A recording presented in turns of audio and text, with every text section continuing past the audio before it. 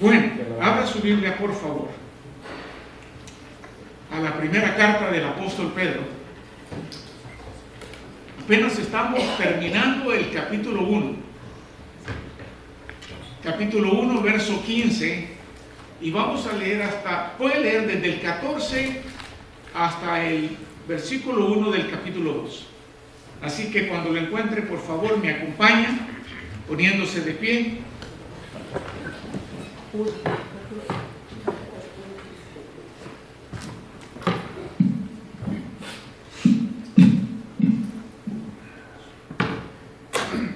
Estoy leyendo de la Nueva Biblia de las Américas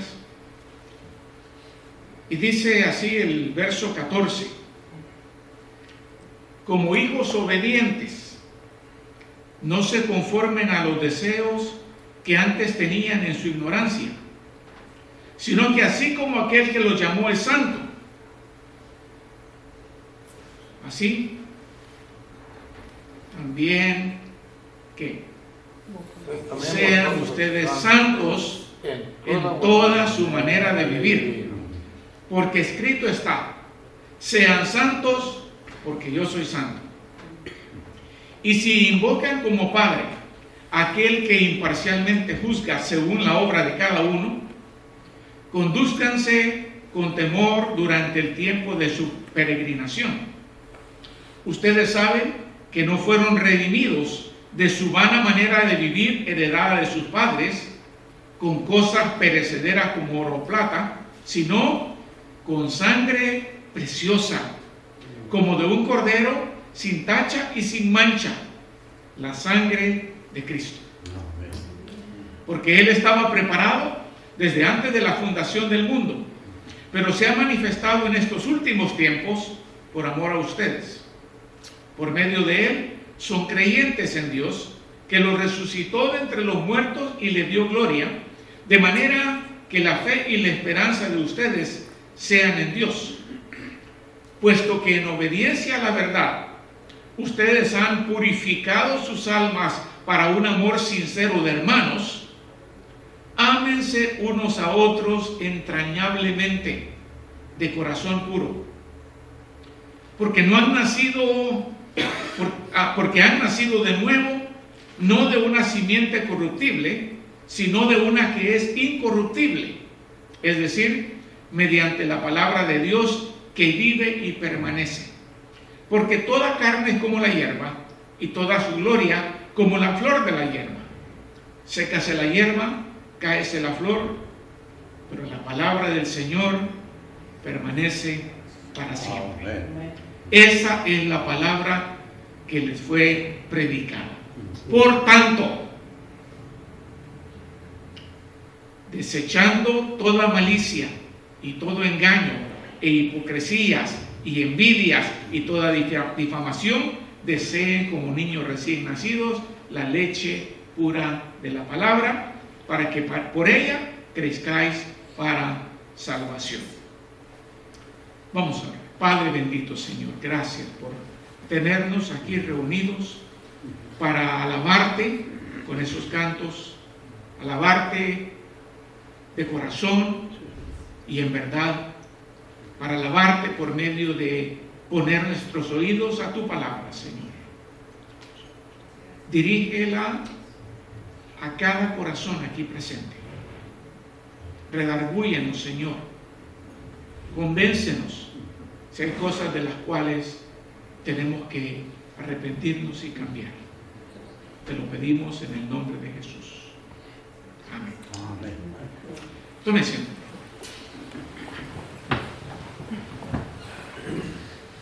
Recuerden que la epístola o la carta comenzó diciendo Pedro a los expatriados de la dispersión.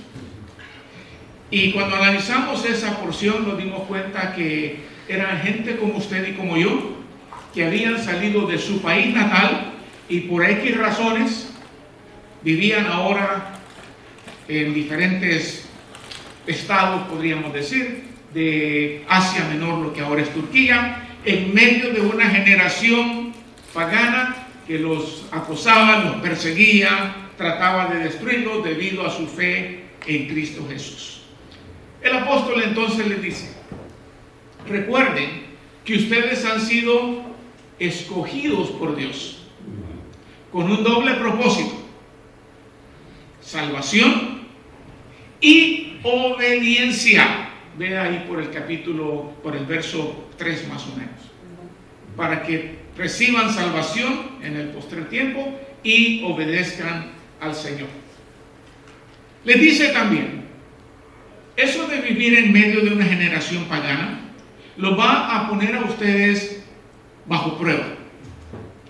Pruebas difíciles, como las que vivimos en este tiempo, en este país. Por lo tanto, esas pruebas son inevitables y ustedes deben de estar preparados para la pelea. Ready to rumble. ¿Recuerdan? ¿Sí? Pero eso no quiere decir que ahí está todo. Cuando estamos en pelea contra el enemigo y las personas que el enemigo usa, nos vamos a ver tentados a hacer cosas que no debemos. ¿Sí? Como en una pelea callejera. Patada, mordida, empujón y lo que sea. Pero entonces el apóstol Pedro les dice, en medio de esas luchas, el Señor quiere que ustedes sean santos. Y cuando hablamos de santos, normalmente la gente piensa, que se está refiriendo a aquellas imágenes que encontramos en la iglesia católica, los santos, o que se está refiriendo a aquellos nombres que aparecen en lo que se conoce como el santoral. ¿Han escuchado el santoral? Sí. La gente acostumbraba ir al santoral y el día de que nacías tú, veían el santoral, es día de San Esteban, te vas a llamar Esteban. Día de San José, te vas a llamar José. Y te nombraban en base al santoral. Esa lista de los que han sido canonizados por la Iglesia Católica. Otra idea de lo que significa ser santo es que se aplica solamente a aquellos que nunca han pecado. Pero ¿cuál es el problema con eso? El problema es que por cuanto todos pecaron y están destituidos de la gloria de Dios. El único que no ha pecado es Jesucristo. Aparte de Él, todos somos pecadores. Pero aún como pecadores, Dios espera que seamos santos. Y ahí viene la pregunta: ¿santo yo? ¿Es eso posible? ¿Qué respondería usted? Sí es posible, porque si no fuera posible, Dios no esperaría que fuera santo. Dios no te va a pedir algo que tú no puedes cumplir. Cuando el apóstol Pablo le escribe a las diferentes iglesias, a varias de ellas se dirige desde el comienzo de las epístolas diciendo: Pablo, apóstol de Jesucristo, a los santos en Colosas, a los santos en Tesalónica, a los santos en Filipo, y así sucesivamente. Pablo no está dirigiendo sus cartas a imágenes. Pablo está dirigiendo sus cartas a personas como usted y como yo. Está dirigiendo sus cartas a los creyentes, los santos en Cristo. Y como vivimos en medio de esta generación pagana, el Señor espera que seamos santos por varias razones. Primero, en esta generación pagana debemos reflejar la naturaleza de Dios. Así como el que os llamó es santo, dice el verso 15, así sean ustedes santos en toda su manera de vivir. En inglés dice, in all your behavior. En toda su conducta. Porque escrito está, yo soy santo, por lo tanto, sean santos. Dios nos ha permitido estar en medio de esa generación para que esa generación pagana vea la diferencia entre el que conoce a Cristo y el que no conoce a Cristo. Y si hay un atributo que fácilmente identifica a Dios, es precisamente ese: la santidad. Él es santo y espera que sus hijos sean santos. Ahora, la palabra santo tiene dos significados. El primero, cuando es aplicado a Dios. Cuando se aplica a Dios, santo significa puro, perfecto, sin pecado.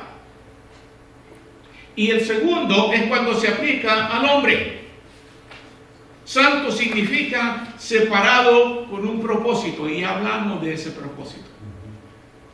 No significa perfección. Dios nos ha santificado, o en otras palabras, nos ha separado del mundo y del pecado para ser usado por Él y reflejar su naturaleza a esta generación en tinieblas. Debemos de reflejar esa naturaleza porque hemos recibido un llamamiento santo.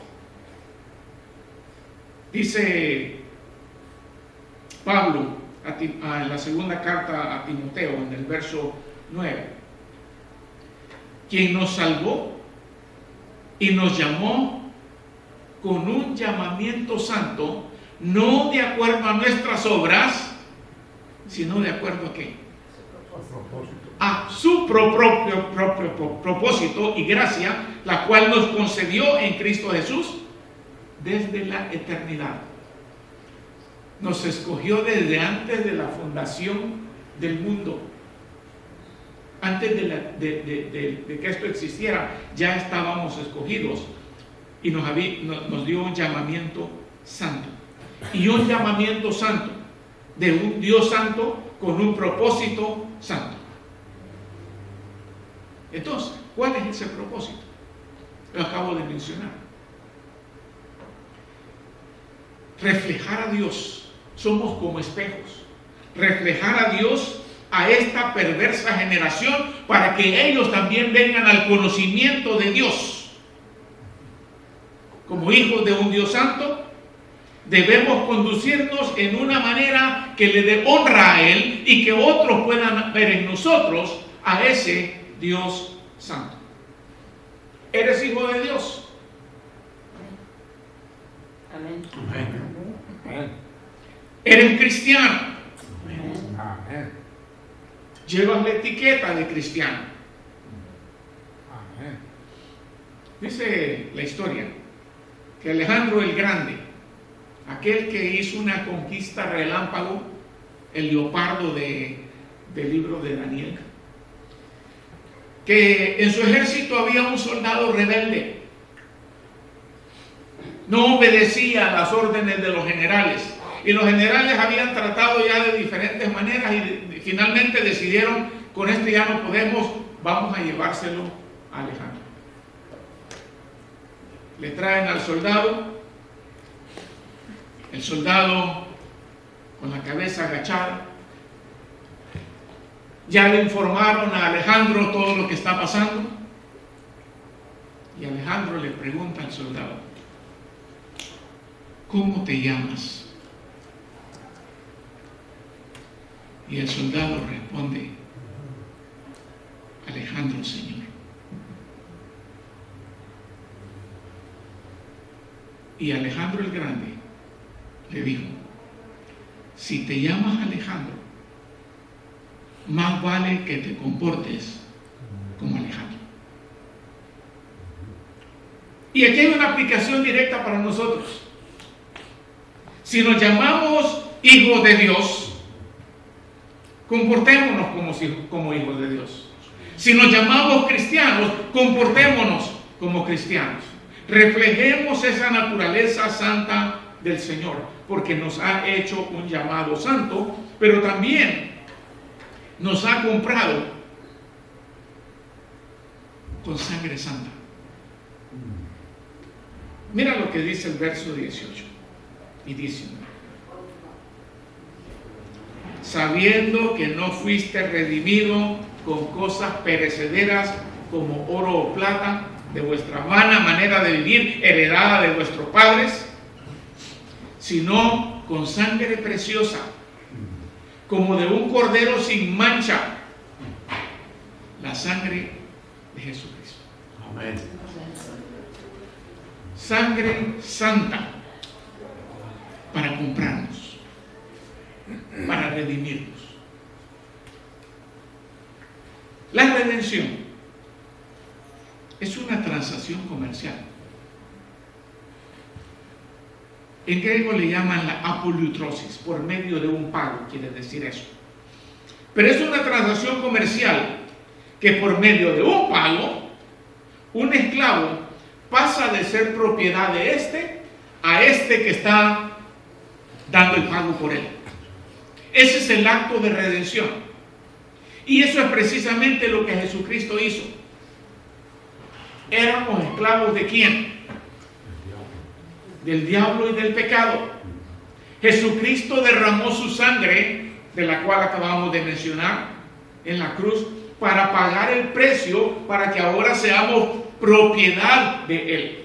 Amén. Hemos sido redimidos con sangre, sangre santa.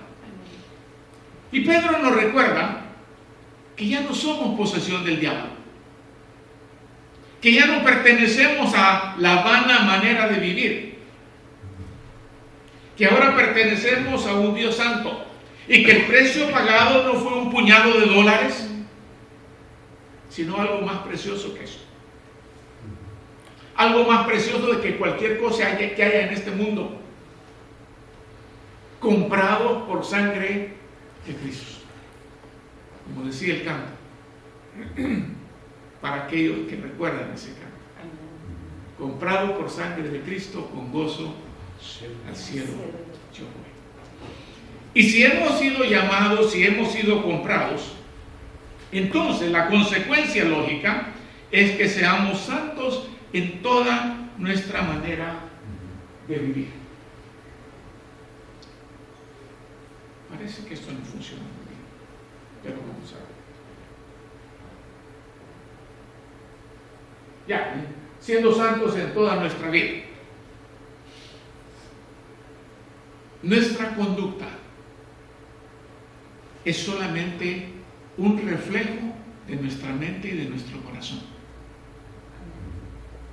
El mismo Jesús dijo, de la abundancia del corazón habla la boca. Tus palabras reflejan lo que hay ahí adentro. Si le metemos pensamientos malvados o sentimientos equivocados, erróneos, eso va a resultar en obras malvadas. Y nosotros debemos distinguirnos de esta sociedad pagana y malvada por nuestra manera santa de pensar, por nuestra manera santa de vivir, y debemos de brillar en este mundo de tinieblas. ¿Por qué no creas que fue error que ellos vivían ahí? Dios no hace nada por él. Dios tiene un plan perfecto. Y en ese plan perfecto Dios quiso que vinieras a vivir a este país. Así como quiso que ellos fueran a vivir a lo que ahora es Turquía. Se necesitaba que alguien testificara ahí. Se necesitaba que alguien testificara aquí a los hispanos también. Jesús dijo, ustedes son la luz del mundo. Y una ciudad asentada en las colinas no se puede esconder. Ni tampoco una lámpara se enciende para ponerla debajo de un almud, dice una versión, debajo de un cesto, dice otra. ¿Qué pasa cuando a una vela le pones algo encima? Se apaga. y no alumbra a nadie. Se enciende para ponerle un candelero para que dé luz a todos los que están en la casa. Y de la misma manera dice, ustedes dejen que su luz brille de tal manera que ellos puedan ver vuestras buenas obras y glorifiquen al Padre que está en los cielos. Esa vela es nuestra vida. Nuestra vida reflejando la luz de Jesucristo. La santidad no es algo que pueda ser puesto en compartimientos. O somos totalmente santos o estamos en pecado. No hay medios tonos ahí. Por lo tanto, no podemos decir, bueno, pues yo soy santo de corazón, pero no en mi mente. O yo soy santo mientras estoy en la iglesia, pero no en mi trabajo. No podemos decir eso. O somos o no somos. Y aquí el llamado es, sean santos y reflejen la naturaleza de Dios en todo lo que hagan, en todo lo que digan, en todo lo que piensen. Pablo le dice a los corintios, porque han sido comprados con precio. Por lo tanto, glorifiquen a Dios en vuestro cuerpo y en vuestro espíritu, el cual le pertenece a Dios. ¿Qué quiere decir eso? Glorifícale con todo tu ser. Glorifícale con tu mente, con tu corazón, con tu cuerpo, como dice el primer mandamiento. Amarás al Señor tu Dios con todo tu corazón, toda tu mente, toda tu fuerza, toda tu alma. Eso es lo que está diciendo aquí. La segunda razón por la cual debemos de ser santos. Hemos sido engendrados con una semilla santa. Mira el verso 23. Hemos nacido de nuevo, no de simiente corruptible, sino incorruptible, a través de la palabra de Dios que vive y permanece. Nacidos de nuevo por simiente santa. Engendrados de acuerdo a la voluntad de Dios. Antes de conocer a Cristo, éramos por naturaleza hijos de ira. Éramos hijos de Satanás. Éramos sin santidad. Queríamos hacer las obras que el diablo nos mandaba hacer. Pero Dios, en su infinita misericordia, decidió darnos una nueva naturaleza. Amén. Una naturaleza espiritual. Se convirtió en nuestro Padre por medio de poner en nosotros su semilla espiritual, el Espíritu Santo. Y cuando digo semilla, estoy haciendo una comparación con el semen, la semilla. ¿Okay? Aquí estamos hablando de algo espiritual, el Espíritu Santo. Cuando nacimos de nuevo, no fue porque nosotros quisimos. Fue un acto de la voluntad de Dios. Dice Juan capítulo 1, verso 13, que muchos conocen, que nacimos no de carne ni de sangre, ni de voluntad de varón, ni de voluntad de la carne, sino de Dios. Amén. Nos engendran por su voluntad, y al darnos esa simiente espiritual, el Espíritu Santo viene y habita en nosotros. Ahora, si tu padre negara ser tu padre, ¿qué podrías hacer?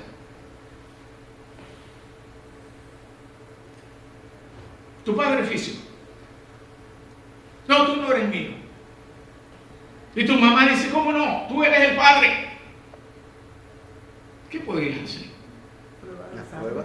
¿Ah? La prueba. La famosa prueba del ADN. ADN. Pero si hubiera una prueba de ADN espiritual, la nuestra mostraría que el Espíritu Santo es parte fundamental de nuestra naturaleza espiritual. Y Cristo, al engendrarnos, no solo nos engendra, sino que nos promete la presencia de ese Espíritu en nosotros permanentemente y para siempre. Amén. Así como tú llevas los genes de tu padre para siempre, así los hijos de Dios llevan el gen espiritual, el Espíritu Santo en ellos. Y la promesa fue hecha por medio del Señor en Juan capítulo 14, cuando dice, y yo rogaré al Padre y os dará otro Consolador para que esté con vosotros para siempre. Ahí perdieron los pentecostales. Porque el Espíritu no entra y sale. Así es. Amén. Estaré con vosotros para siempre, es decir, el Espíritu de verdad, a quien el mundo no puede recibir porque ni le ve ni le conoce. Pero vosotros sí le conocéis, porque mora, vive, habita con vosotros y estará en vosotros. Sean santos, dice. Tenemos que ser santos, porque hemos recibido el poder para vivir una vida santa. Cada vez que Dios te pide algo, Él te da los medios o las herramientas necesarias para que puedas cumplirlo. Si no, sería injusto. Y Él nos ha dado ese poder. Un poder que nos capacita para rechazar la impiedad. Como dice el verso 1 del capítulo 2. Desechando toda malicia, todo engaño, toda hipocresía, toda envidia y toda difamación. Desechando. ¿Qué quiere decir eso? ¿A dónde van los desechos? A la basura. Los tiras porque no sirven. Desecha todas estas cosas. Cuando no teníamos el Espíritu Santo, no teníamos el poder para decir no al pecado. Bailábamos a la música que el diablo nos tocaba. Pero cuando nacimos de nuevo, el Señor no solamente nos da el Espíritu Santo para que habite en nosotros, sino para que podamos nosotros desechar todas estas cosas. Recibimos el poder para hacer la misión. Recibiréis poder cuando venga el Espíritu Santo y me seréis testigos en Jerusalén, Judea, Samaria y hasta lo último de la tierra. Paréntesis. ¿Estás haciendo eso? Si no lo estás haciendo, no estás viviendo santamente. Estás en desobediencia.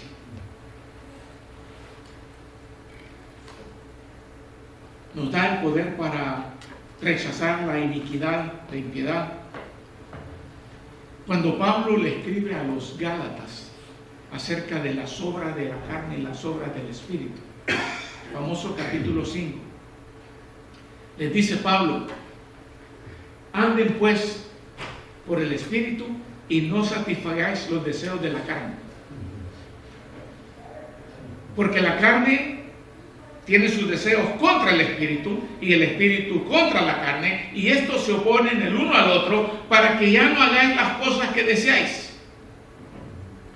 Pero si sois guiados por el Espíritu, ya no estáis bajo la ley. La carne nos pide, ¿no? Pero nosotros podemos decir no a la carne, porque tenemos el Espíritu. El Espíritu que es más poderoso que cualquier deseo de la carne.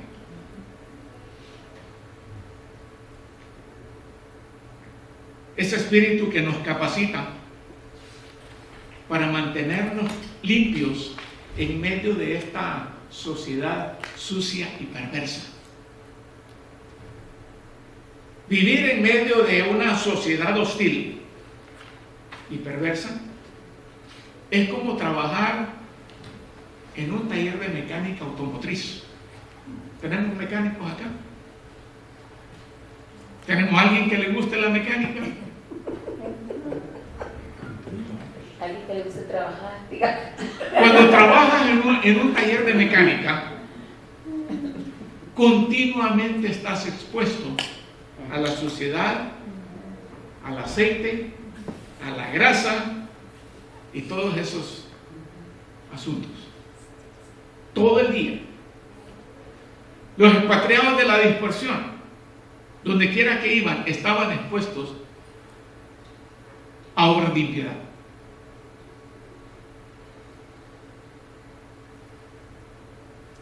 Y no importa cuánto trates, si eres mecánico, no importa cuánto trates de mantenerte limpio, seguramente te vas a contaminar. Y tú tienes la opción de al salir del taller ir y usar el líquido ese naranja, hand cleaner, basado en naranja, zumo de naranja, y limpiarte bien. Y por más que te limpies, llegas a casa con las uñas, ¿verdad? Tienes que usar guantes, protegerte de esas obras de impiedad. O sea que es básicamente nuestra decisión el mantenernos sucios o continuamente limpiarnos con ese poder blanqueador, limpiador de la sangre de Jesús por medio del arrepentimiento y la confesión. Por tanto, dice Pablo a los Corintios, teniendo estas promesas, mis amados, limpiémonos, ¿de qué dice? De toda inmundicia de la carne y del espíritu. No está hablando de grasa, está hablando de suciedad en el corazón. Perfeccionando la santidad en el temor de Dios. Termino con esto. Antes de que recibiéramos el Espíritu Santo, no teníamos opción. No nos quedaba otra más que mantenernos sucios. Pero ahora tenemos el poder. Ahora tenemos la voluntad de Dios para nuestras vidas. Ahora tenemos los medios que Dios nos ha dado para mantenernos limpios. Ahora tenemos la palabra que es fiel y permanece. Todas las demás cosas pasan. Pero la palabra nos purifica. Amén. Pero si no vas a ella, ¿cómo te vas a purificar? La palabra es como un detergente. Mientras lo uses, te limpia. Pero tenerlo guardado ahí empolvado y sacarlo el día domingo para traerlo a la iglesia, no mucho. El llamado es claro. Seamos santos en toda nuestra manera de vivir. No somos perfectos, pero cada día debemos de examinarnos a nosotros mismos a ver dónde estamos fallando. Y venir al Señor en arrepentimiento y en confesión y decir: Señor, estoy luchando con este problema o esta tentación. Señor, límpiame y ayúdame para decir no, porque el diablo sabe de qué pata cojeas y ahí mismo te va a meter la zancadilla. El diablo te conoce bien y sabe dónde. Y si te pones a pensar, siempre es en la misma área. o por ahí. Pero el Señor puede tomar control de nuestra mente, nuestro corazón y nuestra voluntad si le decimos: Señor, ayúdame a ser santo. Amén. Sí, es posible. Así es. Amén. Amén. Padre Celestial, gracias por tu paciencia para con nosotros. Pero más que todo, gracias por tu amor al enviar a Cristo a derramar esa sangre santa y preciosa para santificarnos a nosotros, para salvarnos, redimirnos, usarnos como instrumento en tus manos. Señor, que estas palabras no caigan en saco roto, que sirvan para una autoexaminación constante, para ver si estamos viviendo en santidad, en todo lo que hacemos, en todo lo que vemos, en todo lo que pensamos, en todo lo que hablamos. Y permite, Señor, que este mundo perverso y pagano, esta sociedad donde vivimos, nuestro trabajo, nuestra escuela, nuestra vecindad, puedan ver la luz de Cristo brillando en nosotros, Señor. En el nombre de Jesús. Amén.